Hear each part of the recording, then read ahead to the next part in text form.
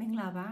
စိတ်နဲ့ဟော်မုန်းကဖေးဒေါက်တာဆွေကြိုးစုပါတယ်ဒီ post မှာကတော့ thyroid hormone များတဲ့ယောဂအကြောင်းပြောချင်ပါတယ် hyperthyroidism and thyrotoxicosis လို့လည်းအင်္ဂလိပ်လိုတော့ခေါ်ပါတယ်ဒီ post ကိုနှစ်ပိုင်းခွဲပြောမယ်ဒီအပိုင်းမှာကတော့လက္ခဏာဘယ်လိုတွေရှိလဲဘာကြောင့်ဖြစ်နိုင်တယ်လဲနဲ့ဘာဆေးစစ်လို့ရလဲဆိုတော့ပြောမယ်အပိုင်းနှစ်ကြလို့ရှိရင်เนาะကုသမှုပိုင်းကိုတည်တည်ချာချာပြောပေးမယ်ဆိုတော့ဘယ်လိုလက္ခဏာမျိုးတွေကိုအဓိကကြည့်ရမလဲဆိုတာဒီဟိုမုန်းဓာတ်တွေများလာလို့ရှိရင်ဒီဆက်ခန္ဓာကိုယ်ရဲ့ဆက်ရန်တရားကြီးအလွန်လှုပ်လှုပ်လာတဲ့အခြေအနေမျိုးတွေရှိတယ်အဲ့အတွက်ကြောင့်မလို့လူကလိုနေစိတ်တွေဆက်လာတယ်တစ်ချိန်လုံးပူနေမယ်ဆောင်းထဲမှာသူများတွေအနှွေးတွေသုံးလေးထပ်ဝတ်တဲ့ခါမှာကိုယ်အင်ကြီးချွတ်ပြီးတော့နေရမယ်အဲ့လိုမပျော်ဘူးဖြစ်လာမယ်နှလုံးခုန်နှုံးနေမြန်လာတာတွေတွေ့မယ်စားရင်လည်းစားတဲ့လောက်မဝအောင် energy ရေကုန်ကုန်သွားတဲ့အခါမှာစားတာတော့အရန်စားရတယ်ဒါပေမဲ့လူကမဝလာဘူးဝန်းနေပျော့လာတာမျိုးတွေဖြစ်မယ်နောက်တစ်ချက်ကတော့အေးဟိုတင်ပေါ့မျိုးသမီးတွေပေါ့ယာတီပျောက်သွားတာတော့ယာတီနဲတာတော့ဖြစ်လာတယ်ဒီလိုမျိုးတွေအချိန်တွေတစ်ခုခုအကုန်လုံးဖြစ်ရမယ်လို့မဟုတ်တစ်ခုခုရှိလာပြီဆိုလို့ရှိရင်တော့ thyroid hormone ကိုစစ်တဲ့နေပေါ့ဒီလက္ခဏာတွေထဲမှာယောဂတီးတန့်တစ်ခုပေါ့ grave disease လို့ပြောတဲ့ autoimmune ကြောင့်ဒီဟိုမုန်းဓာတ်တွေများလာရင်တော့တစ်ခါတလေမျက်လုံးလေးတွေထိခိုက်တတ်တယ်မျက်လုံးလေးတွေပြူးလာတာမျိုးတွေရှိတတ်တယ်ပုံရိပ်နှစ်ထပ်ပေါ်တာမျိုးတွေပေါ့နော်ရှိတတ်တယ်မျက်ရည်တွေကျလာပြီးမျက်လုံးတွေနေရောင်လာတာလေးရှိတတ်တယ်အဲ့ဒါဆိုရင်တော့လေတားရိုက်ကြောင့်မလို့ဖြစ်နိုင်တဲ့ယောဂလေးတွေသတိထားပေးရမယ်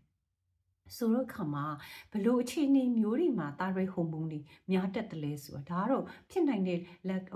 အကြောင်းရင်းတွေကတော့အများကြီးရှိတာပေါ့နော်ဒါပေမဲ့အဓိကဖြစ်နိုင်တဲ့အကြောင်းရင်း၄ခုလောက်ကိုပြောချင်တယ်ပထမတစ်ချက်ကတော့ autoimmune လို့စောစောပြောသွားတယ် grave disease ဆိုတဲ့ယောဂပေါ့ autoimmune ဆိုတာခန္ဓာကိုယ်မှာခုခံအားလို့တယ်ခုခံအားရဖို့အတွက်ဆိုလို့ရှိရင် antibody တွေထုတ်ရတယ်ယောဂတစ်ခုခုကိုယ်ခန္ဓာကိုယ်ထဲဝင်လာရင် antibody ကဒီယောဂဖို့သွားပြီးတော့တိုက်ခိုက်ရတယ်ဒါမဲ့ဒီ thyroid ပြဿနာဖြစ်လာရင် Graves ပြဿနာဖြစ်လာလို့ရှိရင်ခန္ဓာကိုယ်ကမှားပြီးတော့ antibody မှားပြီးထုတ်တယ်အဲ့ထုတ်တဲ့ antibody က thyroid gland ကိုသွားပြီးတဲ့အခါမှာဟိုမုန်းတွေအများကြီးကိုထုတ်စေတယ်အဲ့လိုထုတ်စေတဲ့အတွက်ကြောင့်မလို့ T3 T4 thyroid hormone တွေတအားများလာတယ်များလာတဲ့အခါမှာသူတို့ကနေပြီးခေါင်းကျုပ်ပေါ့နော် manager မနေ့ကပြောတဲ့ pituitary gland မှာရှိတဲ့ manager ကိုတော့ပိတ်လိုက်တဲ့အခါမှာ TSH level တွေတအားကျလာတာမျိုးတွေဖြစ်တတ်တယ်အဲ့ဟာကတော့ grave disease လို့ခေါ်တယ်နောက်တစ်ချက်ကတော့ဘာယောဂတွေဖြစ်တတ်တယ်လဲဆိုလို့ရှိရင်အလုံးလေးပေါ့ thyroid မှာအလုံးလေးပေါ်လာတာ nodule toxic nodule လို့ခေါ်တယ်အဲ့အလုံးလေးကနေပြီးတော့ဟိုမုန်းတအားထုတ်လာတာမျိုးဖြစ်နိုင်တယ်တကယ်လို့အလုံးအများကြီးရရှိနေတဲ့ thyroid gland ကနေပြီးဟိုမုန်းတွေအများကြီးထွက်တဲ့အခါမျိုးဆိုတော့ multinodular goiter လို့ခေါ်တယ် toxic multinodular goiter သူကဟိုမုန်းတွေတအားကြီးထုတ်နိုင်တယ်ဖြစ်တယ်ဒီအလုံးတွေကတစ်ခါတော့စမ်းလို့မိချင်မှမိမယ်ဒီလို scan တွေပါရိုက်မှပေါ်တာမျိုးလေးတွေရှိတတ်တယ်